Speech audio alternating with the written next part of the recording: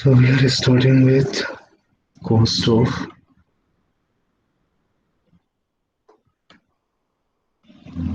cost of equity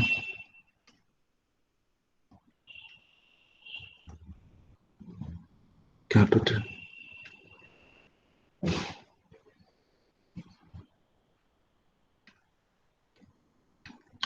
So first of all, in order to understand the cost of capital, first I would like to start with the theory of this equity. So when we talk about the equity in any organization, obviously the organization which is public in nature, right? So in case of the organization which has the equity, and every organization has equity in its capital structure. So what does it mean by equity? The person, those who hold the equity shares or they are the equity shareholders, so we call them true shareholders, the true owner of the company. Can we say them the true owners of the company?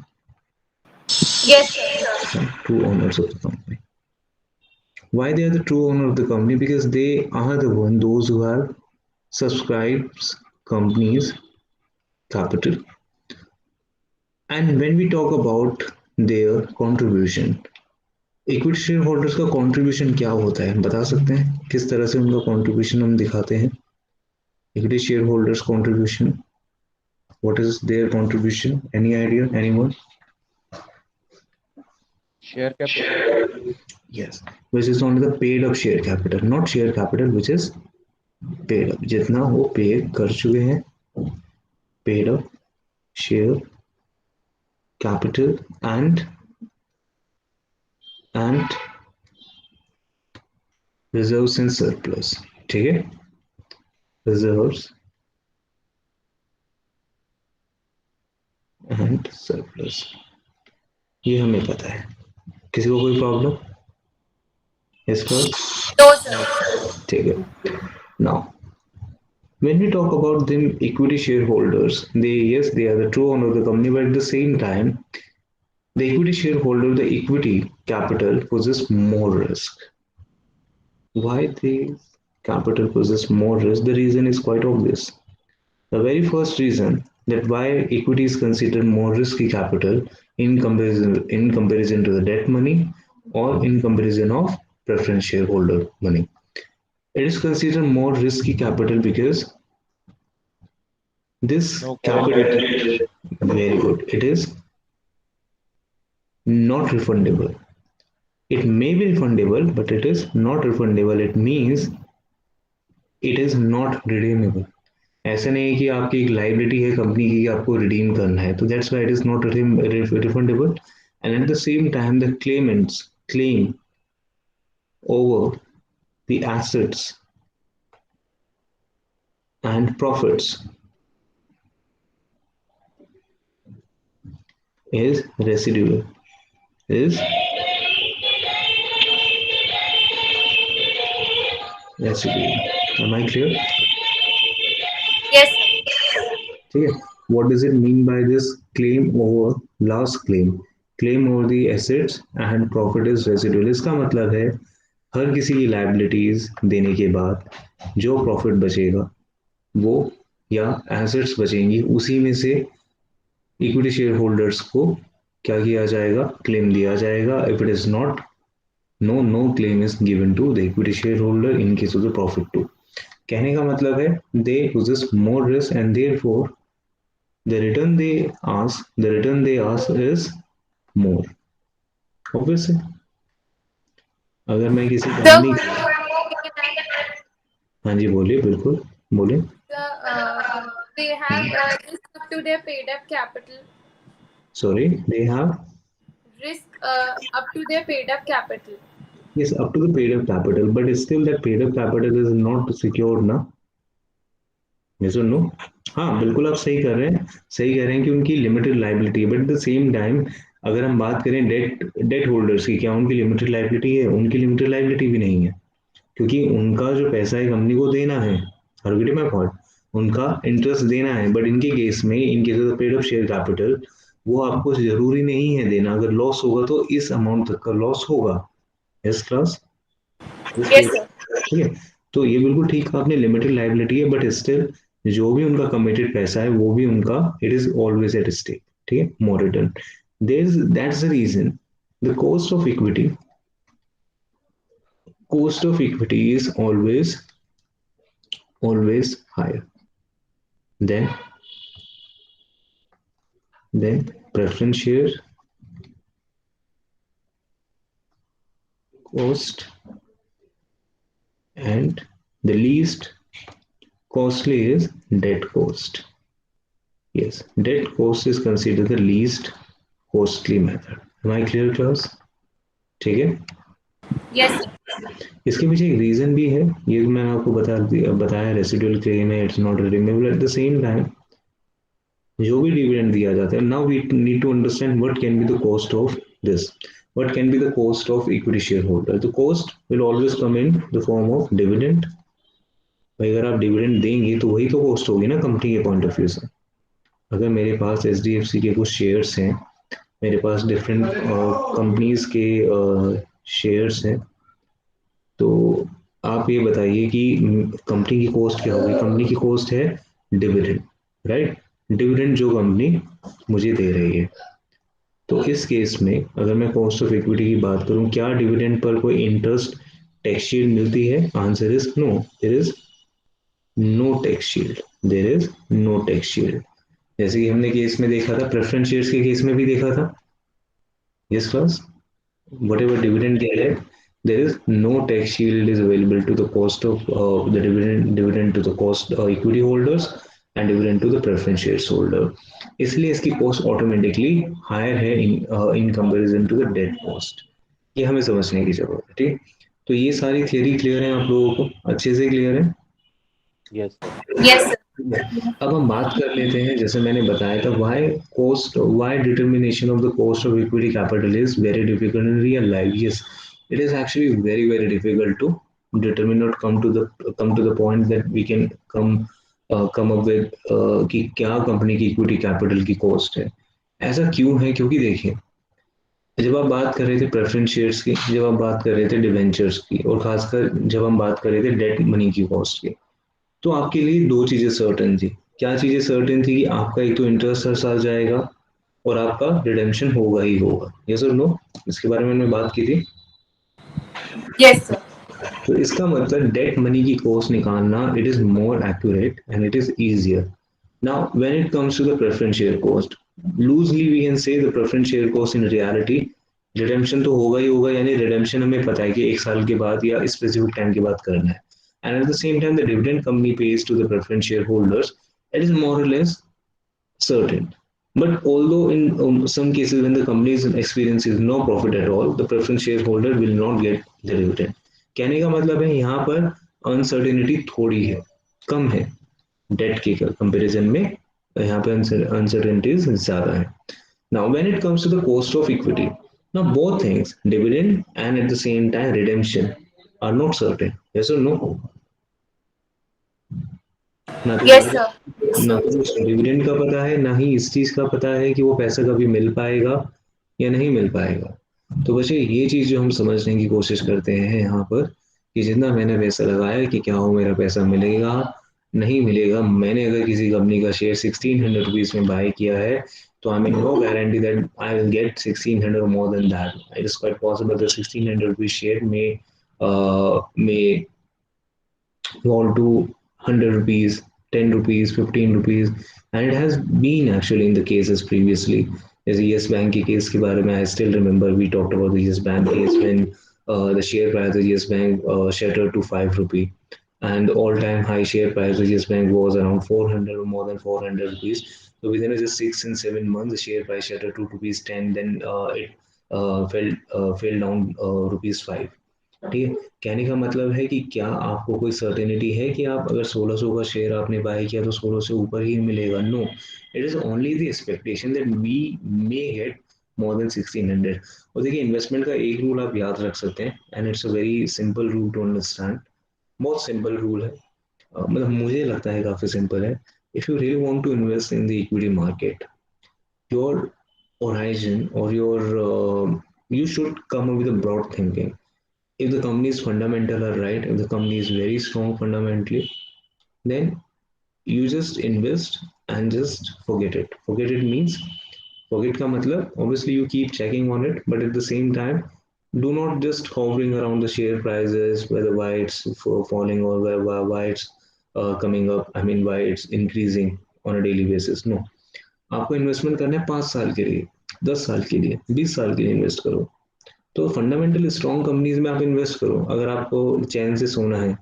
And to be very honest, but I prefer कि चैन से सोना is ज़्यादा important then rather any money you can have और any return you can have massively.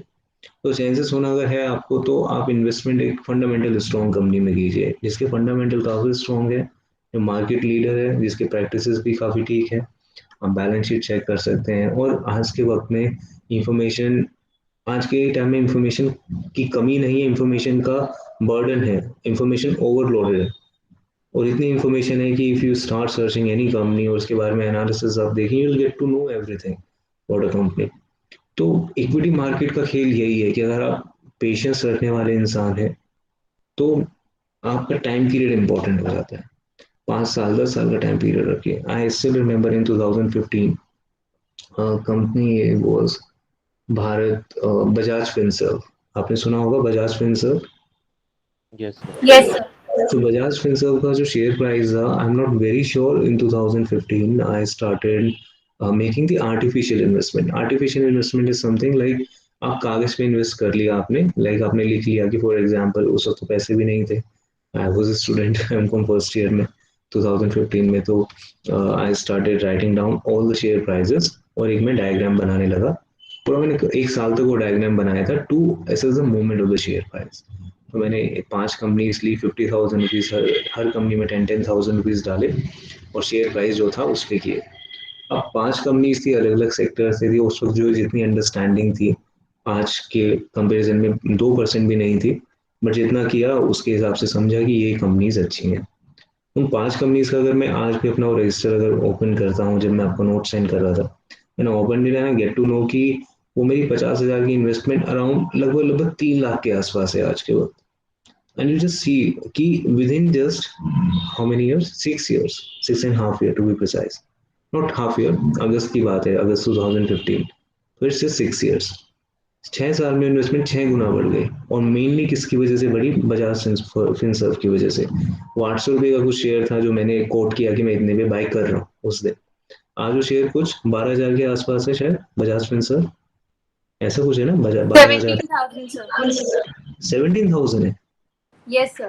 सी अगर मैं तब invest कर देता तो, सी आई मीन वो एक फेक इन्वेस्टमेंट समझते हो ना, टू गेट द आइडिया और द लॉन्ग टर्म होराइजन।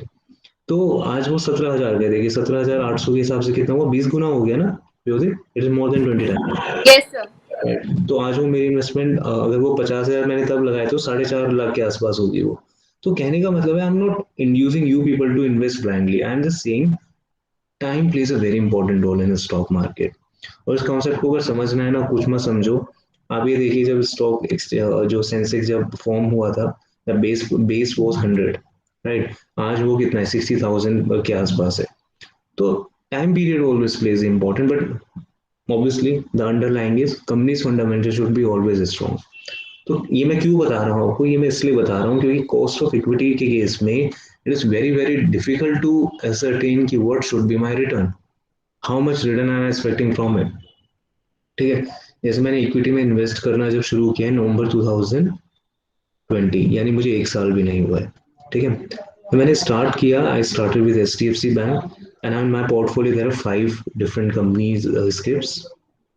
मैंने म्यूचुअल फंड में आज तक नहीं किया है, और मुझे करना चाहिए था, but I am bit lazy, तो I didn't invest anything in mutual fund. I directly invested in equity market. But at the same time मैंने started investing, I always had a very long term horizon कि मैं 5 साल से पहले तो बेचूंगा ही नहीं। Even when I prepare my balance sheet, you would laugh कि sir balance sheet बनाते हैं अपनी। Yes, I make my balance sheet on every month basis कि मेरी एसेट्स कितनी है, लाइबिलिटीज तो नॉर्मली इस उम्र में होती भी नहीं है, तो एसेट्स कितनी है, कहाँ का एसेट्स है। तो I do not even discount my assets of shares. मैं उसे कंसीडर ही नहीं करता एसेट्स में, बिकॉज इसलिए नहीं करता क्योंकि मैं मानता हूँ कि मेरा 5 साल से पहले मुझे नहीं मिलेगा वापस, although I can share in flip of seconds. तो कहने का मतलब क्या है, टाइम बहुत इंपॉर्टेंट है। और मुझे कितना रिटर्न चाहिए, when I enter the stock market I was like, if it is more than 5% I would be satisfied with it. Why call is 5%? Because in most of the FDs, same bank accounts, आपको कितना मिलता है? 4%, 3.5% मिलता है। तो मेरी expectation इतनी ज़्यादा नहीं थी, मुझे 20% रिटर्न बनाना है, 25% रिटर्न बनाना है। अब एक शेयर में मुझे 90% रिटर्न मिला हुआ है in Zomato, because I got that share in IPO. Initial public offer में ही मिल गया मुझे शेयर वो। अभी वो 150 भी गया था, 151 भी गया था, तो मैंने कुछ यूनिट्स उसकी सेल कर दी टू मार्जिनलाइज द प्रॉफिट। तो मैंने कर दिया। अब उसका जो रिटर्न है 90% के आसपास चल रहा है। तो कुछ इसके में 90% है, कुछ में 10% भी है, किसी में 5% भी है, किसी में लॉसेस में भी है। बट ओवरऑल मेरा जो प्रॉफिट आया एक साल का, जितना मैंने कैलकुलेट देखता रहता हूँ मैं कभी, इट इज अराउंड 8%। 8% वो भी तब जब मैं हर महीने इन्वेस्ट कर रहा हूँ। तो I hope you are getting my point, what I am trying to convey, कि अगर आप लॉन्ग टर्म लेके चलेंगे तो you can beat the inflation. और हमेशा ध्यान रखना, इन्फ्लेशन को बीट करना इज वेरी इंपॉर्टेंट। इन्फ्लेशन बढ़ रही है 6% से, 7% से, आपको आपका सिक्योरिटी आपकी एसेट दे रही है 5% रिटर्न। भाई आप तो नीचे जा रहे हो, ऊपर थोड़ी जा रहे हो। हर घड़ी में पॉइंट क्लास समझ आ रहा है? Yes, sir. ठीक है, तो ये चीजें बहुत इंपॉर्टेंट है, आपको पता होना, फाइनेंस के स्टूडेंट्स हैं तो just explore all these things. तो अब मैं आगे आता हूँ कॉस्ट ऑफ इक्विटी पर। And these all person example were just to let you know why long term investment is important. और मैंने सोचा हुआ है कि कितने भी मार्केट में रिसेशन आए, कुछ भी आए, ये गवर्नमेंट अगर in case if this government is not stabilize in next year, नई गवर्नमेंट आती तब भी they will be the opportunity to invest in the market. और कहा जाता है मार्केट में इन्वेस्ट करने का सबसे अच्छा तरीका तब है जब मार्केट गिर रही हो। When ever market is decreasing start investing. वो इंसान कर सकता है जो लॉन्ग टर्म होराइजन रखेगा, 25 साल का, 20 साल का। मेरे तो काफी कम है, 5 ईयर 10 ईयर्स का है, कि मैं इतने टाइम के बाद ये इन्वेस्टमेंट इधर उधर चैनलाइज करूंगा। तो आप लोग भी, you are a very new blood, so I mean I am also new blood, but still you are far younger. 7-8 साल आप छोटे हैं मुझसे एज में भी। तो कोशिश ये कीजिएगा, जब भी आपकी जॉब लगे, आज लग रही है, 1 साल के बाद लग रही है, start investing from that year only, थोड़ा थोड़ा करके। बहुत इंपॉर्टेंट है। मैंने शुरू किया 4 साल के बाद शुरू किया, मुझे लगता है मैं 4 साल पहले कर देता और 10% के रिटर्न के हिसाब से मेरे पास हो सकता है कुछ एसेट्स और एक्यूमुलेट हो जाती। ठीक है क्लास? Yes, sir. ओके। थोड़ा थोड़ा कुछ अच्छे अच्छे बुक्स हैं इन्वेस्टमेंट के ऊपर, बहुत अच्छे अच्छे बुक्स हैं इंश्योरेंस के ऊपर। If you want I can send it to you. मेरे पास एक पीडीएफ में काफ़ी अच्छी बुक है, आप पढ़ें, आपको काफ़ी अच्छे फाइनेंशियल इंडिपेंडेंस के बारे में पता लगेगा ना। तो इसके बारे में हमने बात की, the cost of capital. Why the cost of capital in case of the equity is uncertain? Reason मैंने बताया, एक तो आपको डिविडेंड मिलेगा नहीं मिलेगा इसके बारे में कोई सर्टेनिटी नहीं है। Yes class? ठीक है। Yes, sir. साथ में आपको उसका वैल्यू वापस मिलेगा नहीं मिलेगा ये भी आपको क्लैरिटी नहीं है। तो दो चीज़ें आपको क्लियर नहीं है, तो इसलिए it becomes little difficult for to estimate the cost of equity. Now they have framed the cost of equity in a way that how would I for example, if I talk about the equity shares, how company can come up with the cost of equity? तो companies के cost of equity को ये देखा जाता है कि what is the required rate of return. What is the required rate of return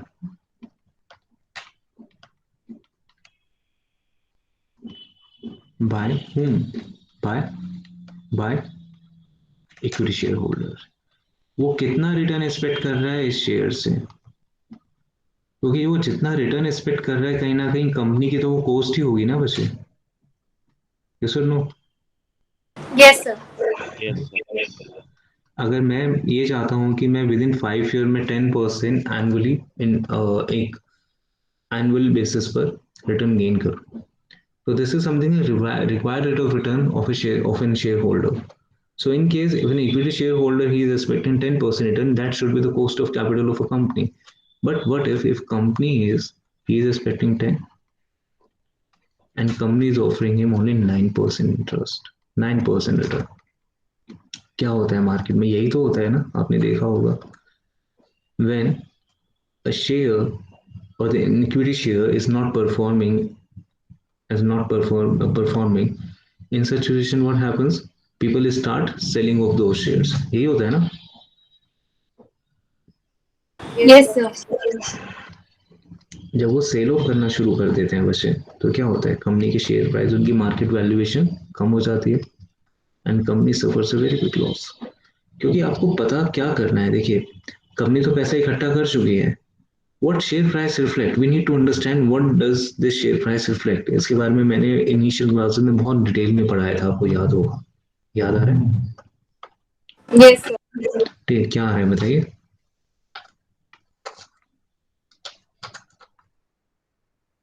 बताइए।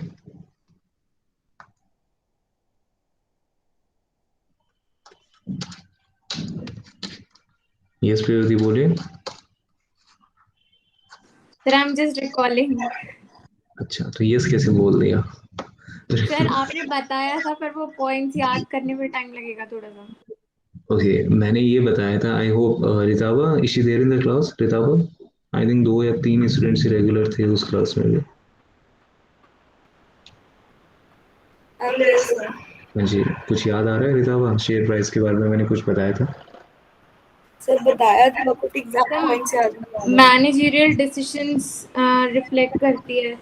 बिल्कुल, देखिए अगर किसी कंपनी का शेयर प्राइस 1500 रुपये है फिलहाल, तो क्या इन्फॉर्मेशन, मैं एफिशिएंट मार्केट की बात कर रहा हूँ। इन efficient market share price reflect all present, past and future expectations, present past decisions and future expectations.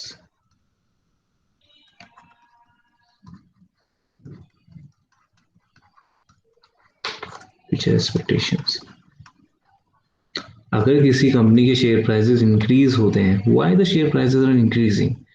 आप बोलेंगे सर प्योर कॉन्सेप्ट है demand and supply. Yes, the demand and supply concept is very pure because the supply is less, the demand is very high. But why the demand is very high? I mean demand क्यों है ज्यादा, ये भी तो समझने की जरूरत है ना। डिमांड इसलिए जरूरत है कि हो सकता है कि फ्यूचर एक्सपेक्टेशंस उस शेयर से काफी अच्छी हैं। कंपनीज के जो मैनेजरियल डिसीजन है शेयर प्राइस में रिफ्लेक्ट करते हैं। कहने का मतलब क्या है स्टूडेंट्स, किसी भी इक्विटी का शेयर प्राइस ये रिफ्लेक्ट करता है कि उसका पास्ट प्रेजेंट के डिसीजंस क्या थे, फ्यूचर एक्सपेक्टेशंस क्या है, साथ में मैनेजरियल डिसीजंस क्या है, फ्यूचर अर्निंग। यानी share price discount all the future earnings, everything. तो कहा जाता है कि शेयर प्राइस को कोई भी किसी भी तरह का आर्बिट्राज या किसी भी तरह की स्पेकुलेशन बीट नहीं कर सकते। तो शेयर प्राइस अपने अंदर सारी इंफॉर्मेशन रिफ्लेक्ट करता है as per efficient market hypothesis. ठीक है, ये एक हाइपोथेसिस है, ये बताता है कि हमारे यहाँ पर इस तरह का कॉन्सेप्ट। ठीक है, नाउ अब ये शेयर प्राइस अगर सब कुछ इंफॉर्मेशन दे रहा है, तो ये फ्यूचर डिविडेंड के बारे में भी इंफॉर्मेशन देगा आपको। ये सुन लो कि फ्यूचर में डिविडेंड क्या होगा और कैपिटल एप्रिसिएशन क्या होने वाला है, ये भी। ये तो हमने थियोरेटिकली समझा, इसको प्रैक्टिकली कैसे देख सकते हैं, जिसमें मैंने बताया 1500 रुपये का शेयर है अभी, और वो earlier before 6 months it was 1100। If it is increasing from 1100 to 1500, इसका मतलब क्या है? अब देखिए कई बार आप शायद सोचते होंगे, और मुझे लगता है काफी लोग आप सोचते होंगे, भाई कंपनी ने जब ये शेयर इशू किया था सर, तो 100 रुपीज में इशू किया था, तो सर कंपनी के पास तो 100 रुपीज आए थे, ये सुनो, यस राइट। और अगर ये शेयर प्राइस अगर अब 1100 हो गया है, तो इससे कंपनी को क्या फायदा है? सेकेंडरी मार्केट में if it is 1100, what is the benefit? No, share price से कंपनी को डायरेक्ट कोई फायदा नहीं, ये ध्यान रखिए। शेयर प्राइसेस कंपनीज की एसेट्स को इवैल्यूएट भी करता है। शेयर प्राइस ये बताता है कि कहीं ना कहीं कंपनीज की एसेट्स क्या हुई है, इंक्रीज हुई है। यस, companies की earning, it talks about the valuation of the company. The valuation of the company has gone up from 1 time to 11 time. Are you getting my point? Yes. Yes sir. Yeah. And after 6 months, after additionally 6 months, it went up 15 times. तो कभी भी share price is the barometer of the companies performance. ये student बहुत confuse होते हैं कि share price से company को फायदा हो रहा है, डायरेक्टली कोई फायदा नहीं है। कंपनी कैसे काम कर रही है, मान लीजिए सिंपल सा केस है, आप में से एक स्टूडेंट है who is studying very hard, who is doing all the certificate course and getting the good marks in 11th 12th 10th class graduation, and you are performing very good in the entrance examination of the different competitive exams, और आप अलग अलग अच्छा अच्छा कर रहे हैं, सब कुछ कर रहे हैं। कहीं ना कहीं मैं बहुत छोटा सा एग्जांपल दे रहा हूँ, please don't relate with it, एक सेकंड के लिए प्लीज, थोड़ा सा आप ये मत सोचना कि सर क्या बोल रहे हैं, बट एक सेकंड के लिए मान लीजिए मिस्टर एक्स है, वो सब कुछ अच्छी अच्छी पढ़ाई कर रहे हैं, सब कुछ कर रहे हैं, अच्छा कर रहे हैं।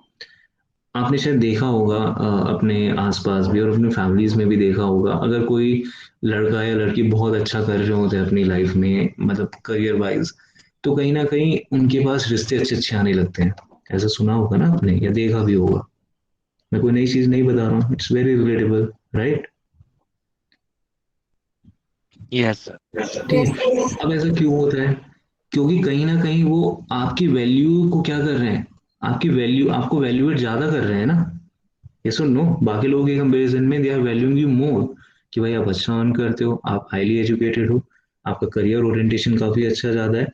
तो although it's very materialistic approach to present this situation, but again we all know it's a harsh reality। ऐसा ही होता है फैमिलीज में, सब कुछ में, कि हम एक दूसरे को अपने करियर के हिसाब से कितना मॉनेटरी बेनिफिट ले रहे हैं उसके हिसाब से फैमिली जज करती हैं, और काफी हद तक लड़का लड़की भी जज करते हैं एक दूसरे के ऊपर। अगर मैं बोले कि नहीं, love and care and everything is there, yes it is there, but at the same time reality is also knock your door. तो कहने का मतलब क्या है यहाँ पर, उस पर्सन ने क्या वो सब अर्न कर लिया, अभी अभी कुछ अर्न नहीं किया, बट उसकी जो वैल्यू है इस सेंस में कि वो कितना अर्न कर सकता है, या उसके बाद कितने अच्छे अच्छे मतलब मैट्रिमोनियल रिश्ते आ रहे हैं, वो कहीं ना कहीं इस बेस पर है ना कि वो कितना अच्छा परफॉर्म कर रहा है अपने एकेडमिक में या अपने करियर में। यस और नो? या कोई लड़की भी, are getting my point class? Yes, ठीक sir. है, तो same case with share prices, share prices भी इसी हिसाब से ही तो वैल्यूड होते हैं कि कितना अच्छा कंपनी परफॉर्म करेगी, the share price reflect the overall value कि company, how well company is performing. Am I clear? ठीक है, Yes, Yes. आई होप ये थियरी इस एग्जांपल के साथ और भी क्लियर हुई होगी। ठीक है, yes, Yes. ठीक है, गुड। तो आगे हम चलते हैं, आगे हम इसके प्रैक्टिकल कॉन्सेप्ट के बारे में बात करेंगे। ठीक, तो मैंने क्या बताया था, required rate of return is the cost of capital. अगर आप कम देंगे शेयर होल्डर्स को तो क्या करेंगे, they will not be satisfied with it, they will start selling of, market value of the company will decrease, and therefore the company's overall performance will get worse। ठीक है, now आगे चलते हैं। अच्छा, if you want to take the screenshot,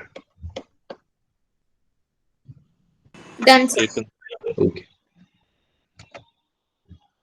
आज writing काफी अच्छी लग रही है ना, मुझे तो काफी अच्छी लग रही है, मतलब मुझे हटाने का भी मन नहीं कर रहा है इसे। एक सेकेंड, तो ये वाला पेन काफी अच्छा मतलब काम कर रहा है।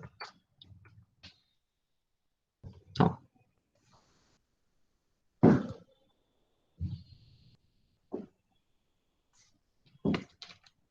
now next thing, अब हम बात कर रहे हैं how to determine the cost of capital of equity। There are two models, as I told you, the cost of capital निकालने के of equity, there are two models। और ये मॉडल देखिए अलग अलग क्यों है, मैं इसके बारे में भी बताऊंगा, वो आपको ज्यादा अच्छा तब पता लगेगा जब हम इनको कर चुके होंगे। इसमें सीपीएम सबसे इम्पोर्टेंट माना जाता है। आपने सुना है कैपम मॉडल कभी, इसके बारे में कभी भी सुना हो CAPM? No, sir. No? No, sir. Okay, कोई बात नहीं, कैपम मॉडल शायद आप फर्स्ट टाइम पढ़ रहे होंगे, शायद मैंने तो पढ़ा भी नहीं था अपनी ग्रेजुएशन में, शायद ये तब सिलेबस का पार्ट नहीं था, या मैंने पढ़ाई पे ध्यान नहीं दिया था, तो कुछ ऐसा ही हुआ होगा। Now the cost of capital, first method is DDM method, DDM, which is known as discount dividend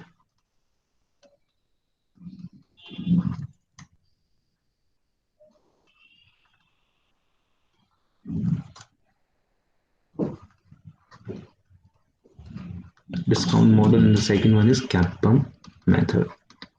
capital asset pricing model. Capital assets pricing model. अब इन्हें समझ लेते हैं one by one.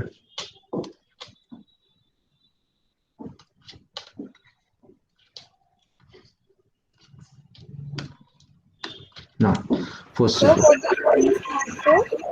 which is pricing P. जगह कम थी इसलिए I just P model. ठीक है? Capital asset pricing model. Now, DDM model, dividend discount model. And the name itself suggests, as the name itself suggests, what it is saying. Dividend discounting model क्या कहता है? Share price क्या reflect करता है? अब आप देखिए, बहुत इंपॉर्टेंट चीज है. कंपनी का शेयर प्राइस ये रिफ्लेक्ट करता है current share price. Company's current share price reflects all the informations of future dividends. ठीक है. अगर किसी कंपनी का शेयर प्राइस 700 रुपीज है या कंपनी ने आपको 700 रुपीज में वो सब्सक्राइब किया, I mean you have subscribe the share of a company in primary market for rupees 700. आपने 700 रुपए में बाई क्यों किया? सबसे पहला क्वेश्चन तो यही होना चाहिए. आप कहेंगे सर कम से कम मैं चाहता हूं 700 रुपीज रिसीव करना इन प्रेजेंट फॉर्म. यस और नो? In present form. यही तो मतलब हुआ. Yes, sir. भाई अगर आपने किसी शेयर के लिए 700 रुपए खर्च किए तो आप मुझे बताइए कि आपने खर्च क्यों किए. आप इसलिए खर्च करेंगे क्योंकि आपको फ्यूचर में उससे 700 रुपए का प्रेजेंट वैल्यू फॉर्म में रिटर्न मिलना चाहिए. अब डिविडेंड डिस्काउंटिंग मॉडल कहता है कि भाई डिविडेंड की फॉर्म में मिलेगा return obviously, because this dividend discount model does not talk about what redemption. क्योंकि वी ऑल नो आप शेयर को कब बेचेंगे, क्योंकि इसको तो हम कंसीडर भी नहीं कर रहे ना कि आपको वो फ्यूचर में पैसा वापस मिल जाएगा जितने का आपने बाय किया था. समझ आ रहा है क्लास? Yes. तो एक बार मैं रीड कर देता हूँ कुछ lines. As per this model the value of the share is equal to the present value of all future dividend that it is expected to provide over an indefined time period. Indefinite time period क्यों? Indefinite की क्यों बात हुई? Indefinite की क्यों बात हुई बताइए? सर उसका पोजीशन फिक्स नहीं होता shares का. बिल्कुल, क्योंकि इसका पोजीशन फिक्स नहीं है तो इसे हम परपेचुअल मानेंगे. ठीक है. जैसे हमने परपेचुअल कॉन्सेप्ट किए थे ना, इरिडीमेबल डिबेंचर की cost, irredeemable preference share holder की होल्डिंग की कॉस्ट, सेम वे. तो DDM which is the dividend discounting model में हम क्या मानते हैं? Share price is equals to what? Share price is equals to present value of all the dividend receivable, receive नहीं हुआ ना, receivable in future, and the future is infinity. Why infinity? Because हमें नहीं पता कि कितने टाइम पीरियड के लिए. ठीक है. It is a share price. तो ये पॉइंट क्लियर है क्लास सबको अच्छे से? ठीक है.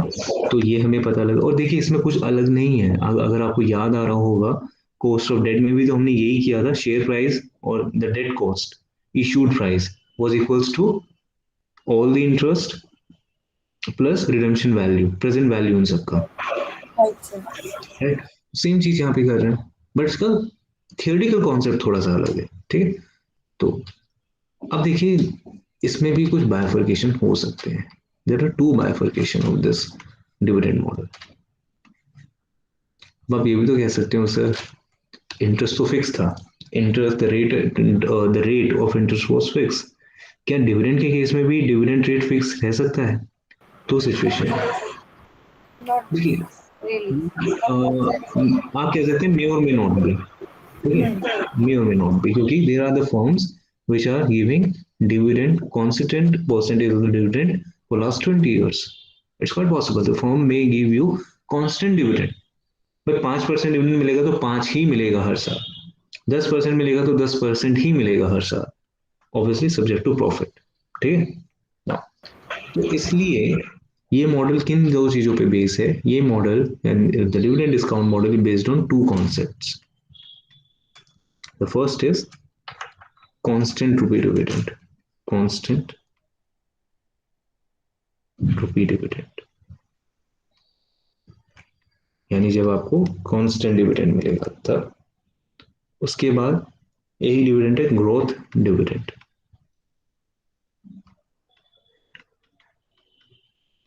नाम से पता लग रहा है हर साल हो सकता है 6% 7% का इंक्रीमेंट हो आपके डिविडेंड में। Are getting my point class?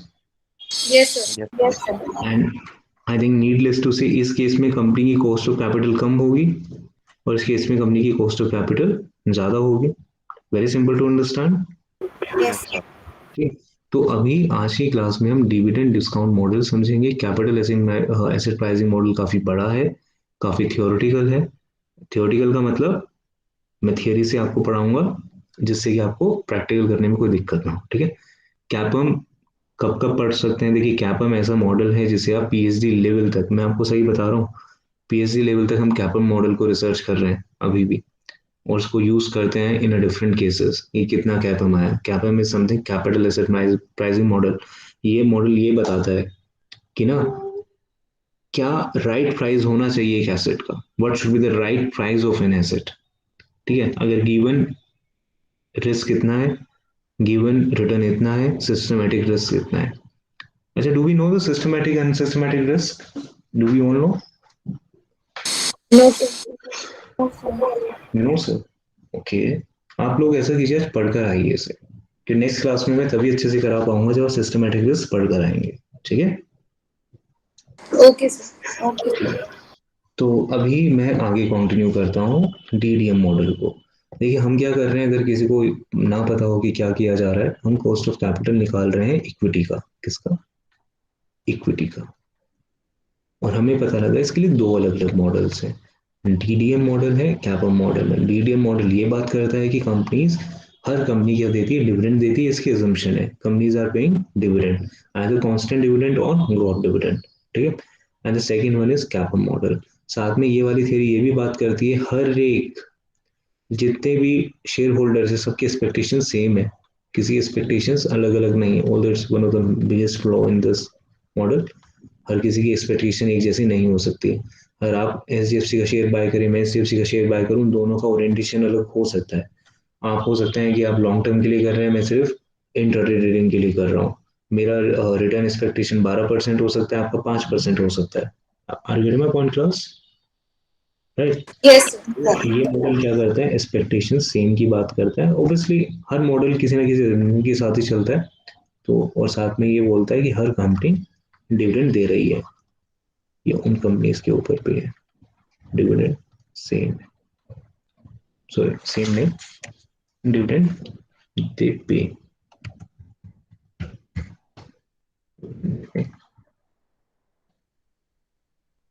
ना, अब हम डीडीएम मॉडल का फर्स्ट केस की बात करते हैं, which is constant rupee dividend which is no growth in dividend.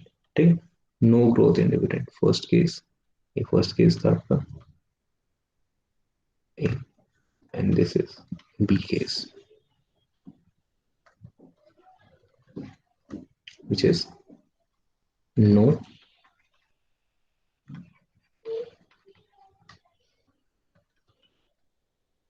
ये थोड़ा सा एक सेकेंड, नो ग्रोथ इन,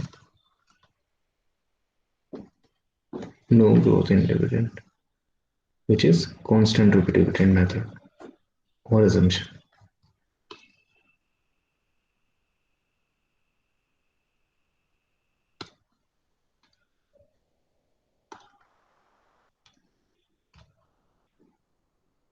बता सकते हैं क्या फॉर्मूला होना चाहिए, याद कीजिए।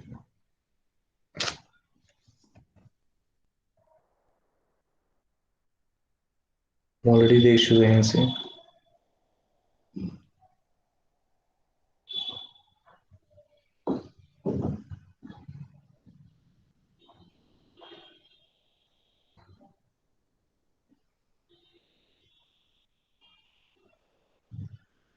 आपको याद होगा इरिडीमेबल के केसेस में हमने कुछ किया था, इरिडीमेबल कॉस्ट ऑफ डेट के केस में हमने ऐसा ही केस देखा था। हमने देखा था इरिडीमेबल प्रेफरेंस शेयर्स के केस में सेम फॉर्मूला देखा था, यहाँ पर भी हम सेम फॉर्मूला देखने वाले हैं, याद है? डिविडेंड, यहाँ पे डिविडेंड होगा, divided by Issue price. issued price या current market price. याद आ रहा है? Yes. और issued price. Issued price का मतलब net price. Issued price. Am I clear? Plus Yes, sir. Yes, sir. yes, Ritava, Puyodi, Rachna, Ashija. Yes, sir. Okay. Yes, sir. तो देखिए ये केसेस एक जैसे ही हैं और आप देख सकते हैं ये केसेस एक जैसे क्यों हैं, क्योंकि कहीं ना कहीं this underline nature of these cases is irredeemable. हमने ये तो अज्यूम किया है ना कि आपको इन्फिनाइट टाइम के लिए मिल रहा है. ये सुन लो, इन्फिनाइट टाइम के लिए मिल रहा है तो आपको हर साल कितना परसेंट डिविडेंड मिल रहा है, कितना परसेंट आप रिटर्न ले रहे हैं, वो आप इजिली कैलकुलेट कर सकते हैं. तो ये आपका फॉर्मूला होगा. जैसे क्वेश्चन ले लेते हैं, छोटा सा question.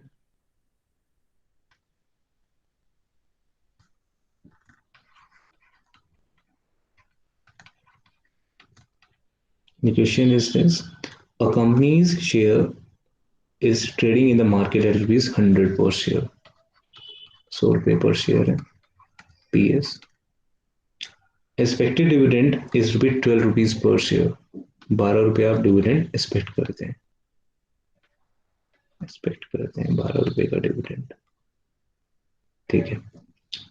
There is no growth in dividend. हर साल यही 12 रुपये का डिविडेंड मिलेगा. No growth at all.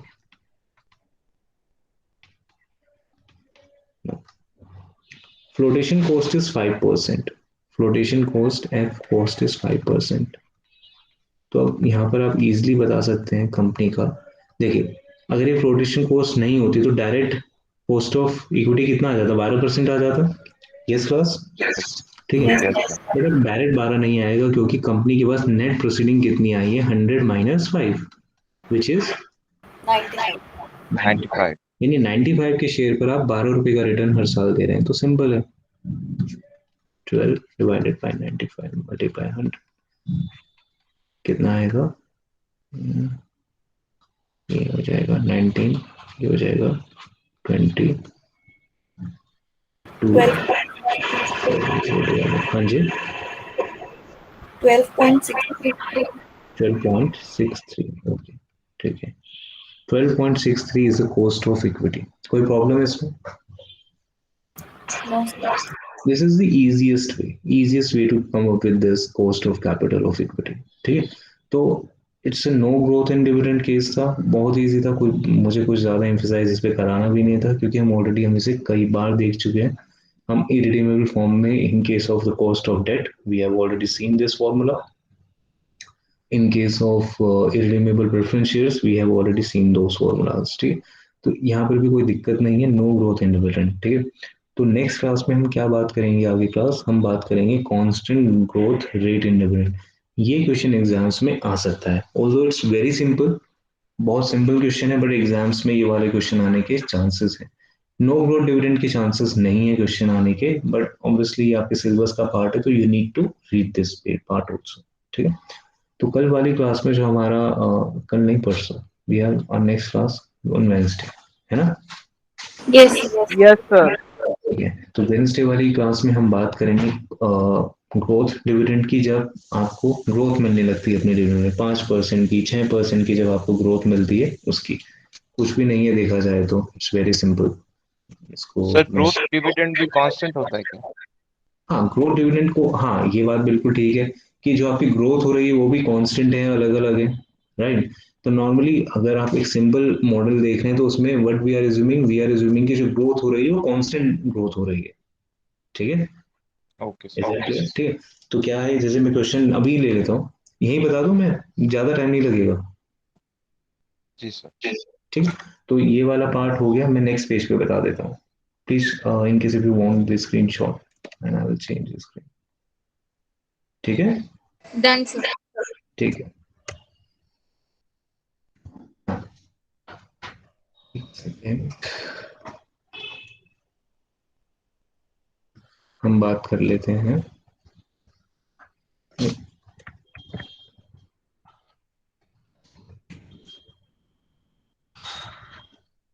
क्या हो रहा है?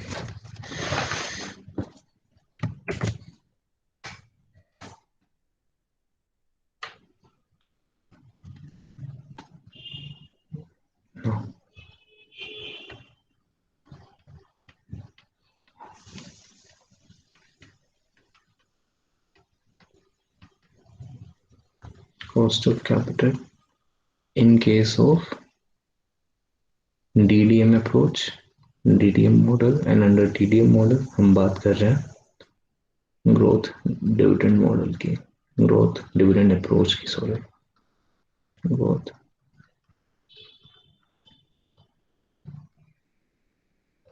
approach. Now what is this growth dividend approach? This growth dividend approach is something, okay, I'm just directly solving the question. Question is, a company share is trading in the market at rupees 200 per share. Okay? Expected dividend is 20%, sorry, 20 rupee, which is the 10% expectations. Growth rate in dividend is 6%. 6% आप growth भी demand कर रहे हैं हर साल. Flotation cost is 5%. What is the cost of equity? ठीक है, यहाँ पे तीन चीजें आ गई हैं, flotation cost, growth and the dividend rate. तीनों चीज मिलाकर इस डिविडेंड रेट को इंक्रीज कर देगा. I mean cost of capital will go up in this case. In this case cost of capital will go up क्योंकि आप हर साल डिविडेंड में ग्रोथ दे रहे हैं. That's the reason.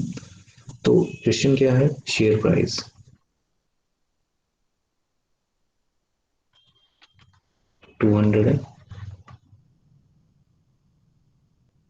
Flotation cost is something which is 5% and expected dividend.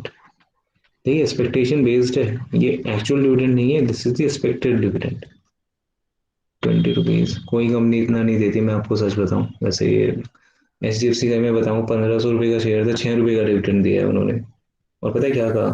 पता है आपको कि हमारा डिविडेंड रेट क्या है? 60% है. क्योंकि what companies do is actually, company share price के हिसाब से डिविडेंड नहीं देती. व्हाट दे डू, दे पे dividend on the basis of their issue face value of the share. 10 रुपये का शेयर है, 6 रुपये का डिविडेंड दे रहे हैं, 60% डिविडेंड दे रहे हैं. ठीक है, तो वो डिविडेंड को इस तरह से प्रोजेक्ट करते हैं. लेकिन आप 1500 का 6 अगर आप लगाएं, it is not even 10%, not even 5%, 4% to be precise. 5%, 4%, 4% dividend है. समझ आ रहा है आपको मैं क्या बता रहा हूँ? Yes. Yes. ठीक है, तो फेस वैल्यू के हिसाब से, क्योंकि when I read that email आता है जब आपको डिविडेंड मिलता है, तो मैंने get that email, I was so happy कि अच्छा 60% डिविडेंड है. एंड आई वाज लाइक यार 60% तो बहुत ज्यादा हो जाएगा. इट वाज अराउंड 60,000 के आसपास इन HDFC. और जब मैंने देखा, आई वाज लाइक ओह. तो मैंने थोड़ा सा पढ़ा इसके बारे में. तो what company projects they dividend, they project dividend on the basis of face value. Face value के हिसाब से डिविडेंड देते हैं वो. तो इसलिए हमें लगता है कि डिविडेंड मतलब बहुत ज़्यादा है, but actually in reality share price अगर बहुत ज़्यादा हो चुका है उस कंपनी का, तो वो उसका मार्जिनल होगा काफ़ी. तो मैं like my effective dividend rate was just 4% of the share price, current share price. Sir wealth maximization का कॉन्सेप्ट जो है, तो वो तो डिविडेंड के भरोसे बैठेंगे तो कभी पूरा हो ही नहीं सकता अगर एक्चुअली देखेंगे तो. ऐसा नहीं है प्रयोदी. मैं जैसे आपको IOC का केस बताऊं, IOC का केस एक्सेप्शन केस है. इंडियन ऑयल कॉर्पोरेशन काफी अच्छा डिविडेंड देता है और साल में कम से कम 2 से 3 बार डिविडेंड देता है. ठीक है, जैसे one of my friend, he is holding the IOC, Indian Oil Corporation के शेयर्स हैं. ऑल्दो अभी उसका डिविडेंड जो we actually calculated the percentage of return with in a year. Although share price was in red, यानी कि जितने का खरीदा था उसने, वो उससे कम का ट्रेड कर रहा था शेयर प्राइस. अभी तो 10-12 रुपए आगे है, मतलब चल रहा है पॉजिटिव. बट ओवरऑल जो हमने डिविडेंड कैलकुलेट करके परसेंटेज निकाली, the rate of return with in a year was more than 15%. यानी कैपिटल एप्रिसिएशन से आपको कुछ नहीं मिला. पॉइंट, कैपिटल एप्रिसिएशन से आपको कुछ नहीं मिला, लेकिन आपको जो सब कुछ मिल गया है वो किससे मिल गया? डिविडेंड्स. क्योंकि उस कंपनी ने 3 बार अनाउंस कर दिया अपना डिविडेंड. एक बार 10 रुपये पर शेयर किया था, अभी कुछ दिनों पहले 10 रुपये किया, उसके बाद अभी भी कुछ किया था. मेरे एक्चुअली वो मेरे अकाउंट में पैसा डायरेक्ट आता है, तो भी my friend I sent to him, because वो एक ऐसी जॉब कर रहा है कि वो अपनी ट्रेडिंग खुद नहीं कर सकता. तो that's why he asked me to hold the IOC, Indian Oil Corporation shares. तो उसको हमने एक बार कैलकुलेट किया, तो dividend rate was very impressive, 15% से ज़्यादा था विद इन ईयर. तो ऐसी बात नहीं है. There are the companies which pays a very handsome dividend and there are the company which do not focus on dividend actually. ऐसा नहीं है. प्रयोति आप शेयर प्राइस आपको कैपिटल एप्रिसिएशन से भी तो आपका share holder wealth maximization possible है ना। अगर कोई शेयर 100 रुपए का था वो आज 1500 रुपए का है तो क्या आपकी वेल्थ मैक्सिमाइज नहीं हुई as a share holder. Sir exactly I was saying this thing only. हाँ तो आपकी इसके थ्रू हुई है लेकिन आपकी डिविडेंड के थ्रू नहीं हुई होगी। Are getting my point right. Dividend sir वो रेयर ही केसेस होते हैं मोस्टली, बट ऐसा होता नहीं है।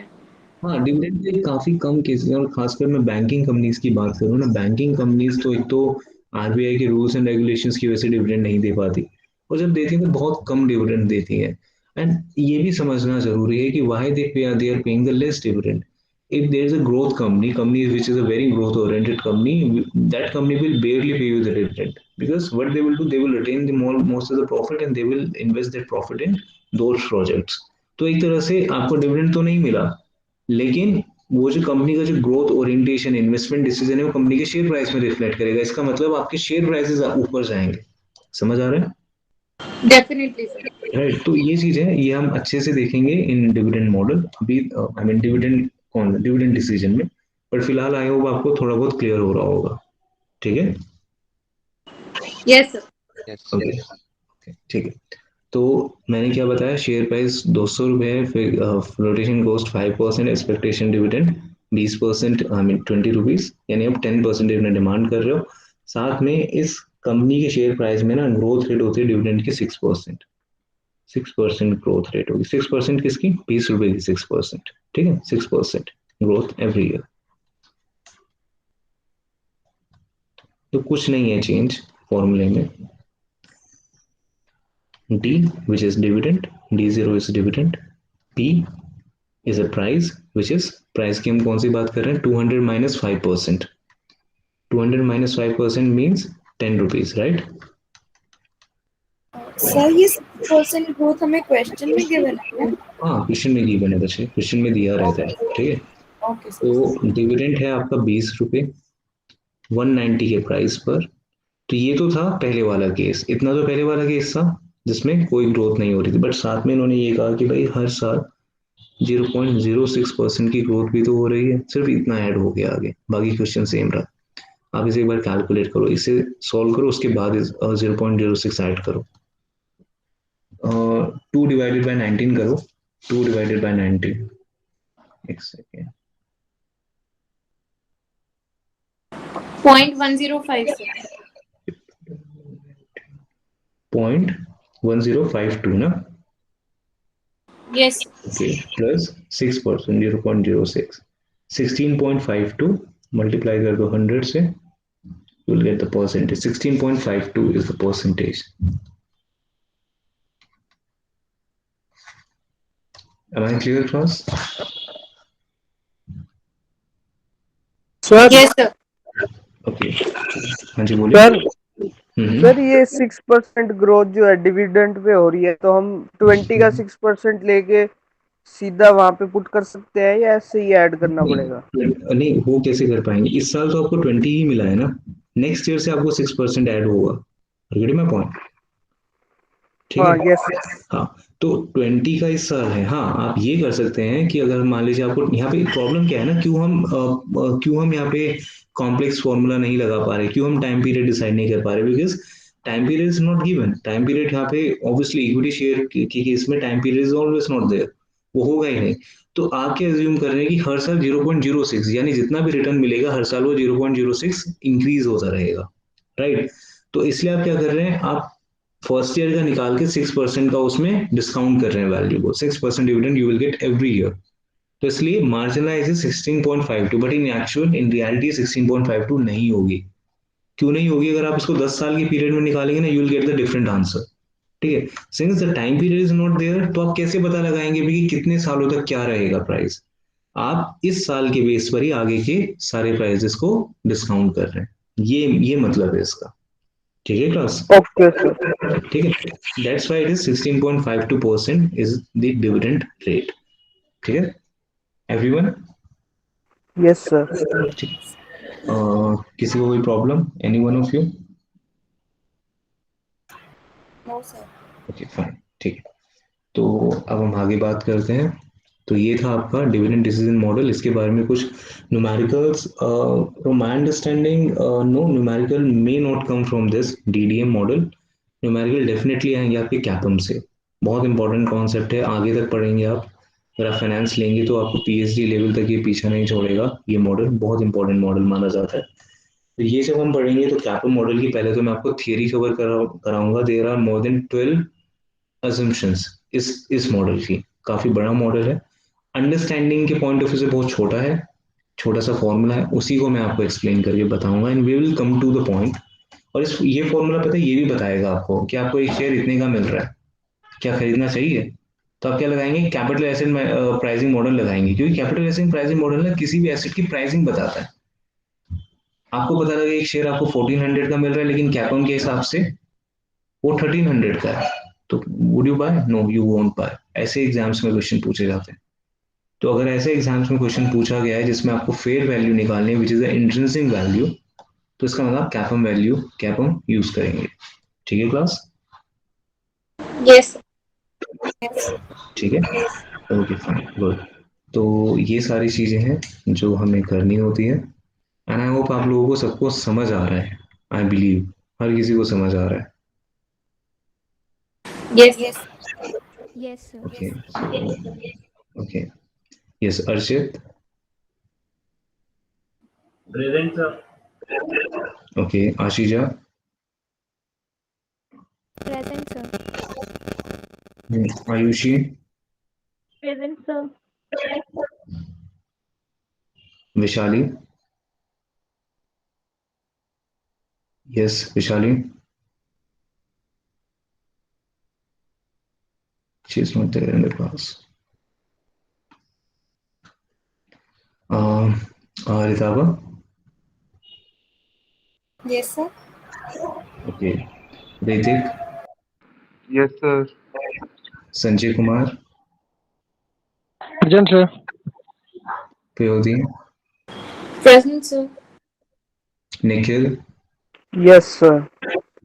Manish. Present, sir. Ketan. Present, sir. Divyanshu. Present, sir.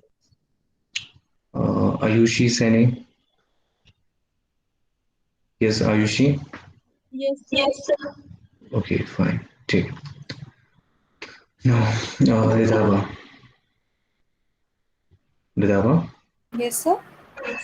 Yes, हाँ, sir. आप अपनी क्लास में जैसे Vaishali right, she was there in the class. आप उनसे क्लियरली Yes, कहिए sir. कि अगर वो क्लास लेती है तो वो क्लास में बैठना होता है टाइम पर। From the next class onward I won't allow her to be there in the class. ठीक है? Okay, sir. ठीक। क्योंकि कोई फायदा नहीं है इस तरह से आप लाइक, क्योंकि ऐसा 3 बार इनके साथ हुआ है।